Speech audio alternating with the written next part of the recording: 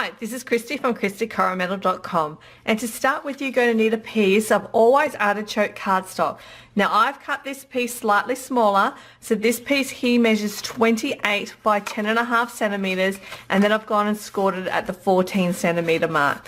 Now the reason why I've made this a bit shorter is because we're going to stamp the background of this using our hardwood stamp set here, and just so that it fits the size and I didn't have to re-stamp it and try and line it up, I decided to cut my card base a bit smaller.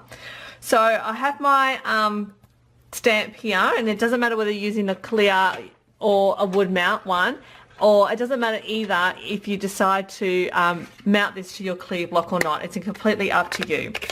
But I'm just going to ink this up using my Always Artichoke stamp set. Ink pad, sorry. Getting some really nice coverage there,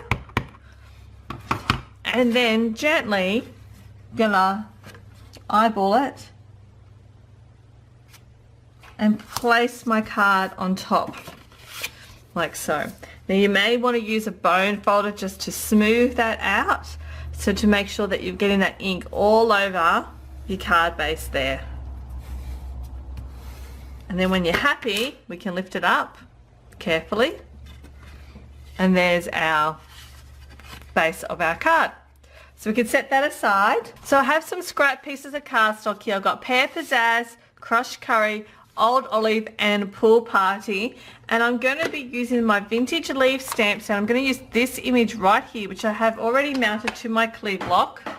And using an embossing buddy first, I'm just going to rub over the top of my scrap pieces of cardstock here, because we're going to be doing some embossing.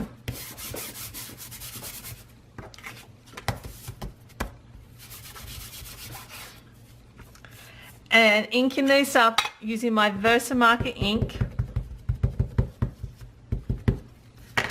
Just going to stamp this onto my scrap.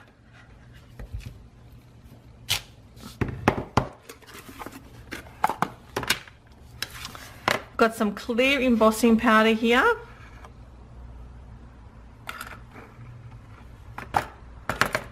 Tap that off, and then I'm going to heat set that until that melts.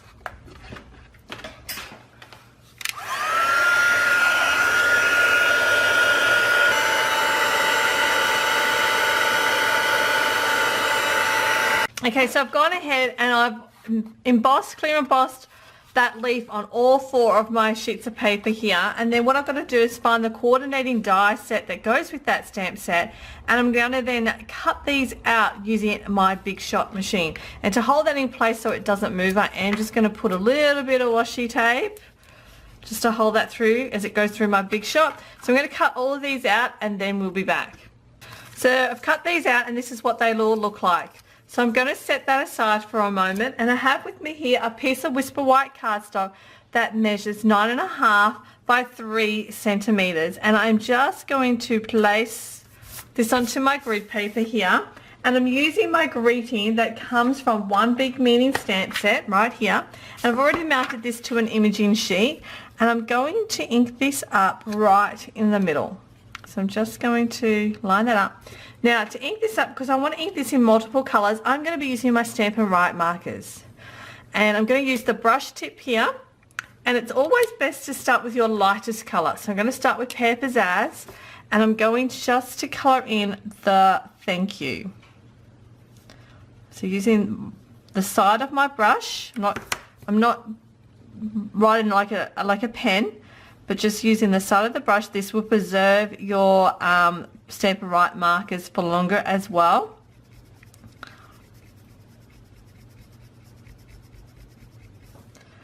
And then from All of Us, I'm going to ink up using my Always Artichoke. Now if you don't have Stampin' Right markers, you can just mask off the part, like the bottom part, and then ink up the Pear Pizzazz and then stamp that, and then clean your stamp and mask off the top part and ink up the bottom part in your Always Artichoke, and then using a Stampin' Majig stamp that on as well, and that way you'll also be able to get the two-tone effect on it. Now that I've done that, I'm going to moisten that by just breathing heavily onto the ink, onto the stamp set. And then I can now stamp that down. And you can see what that looks like. So I have a pair of paper snips here. I'm going to create a little fishtail. So I'm just going to cut slit down the middle and then out on the sides like so.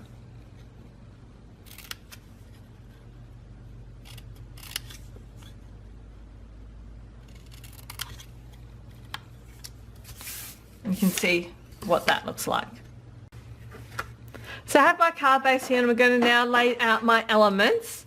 So I've got my crushed curry and then I'm just going to lay my leaves opposite each other. And they may slightly overlap, but that's okay. Like so. Oops, my finger's stuck. So now what I'm going to do is I'm just going to stick those down using some liquid glue.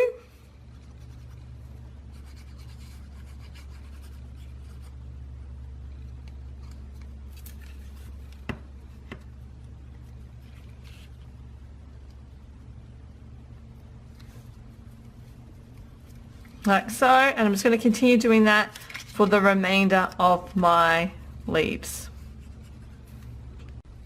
And to finish it off, I placed some Stampin' Dimensionals on the back of our greeting, and I'm just going to center and stick this just over the top of those leaves like so. And there's our finished card. Thanks for watching. And don't forget, if you want to see more of my videos, make sure you subscribe to my YouTube channel so that you're one of the first to be notified when a new video goes live.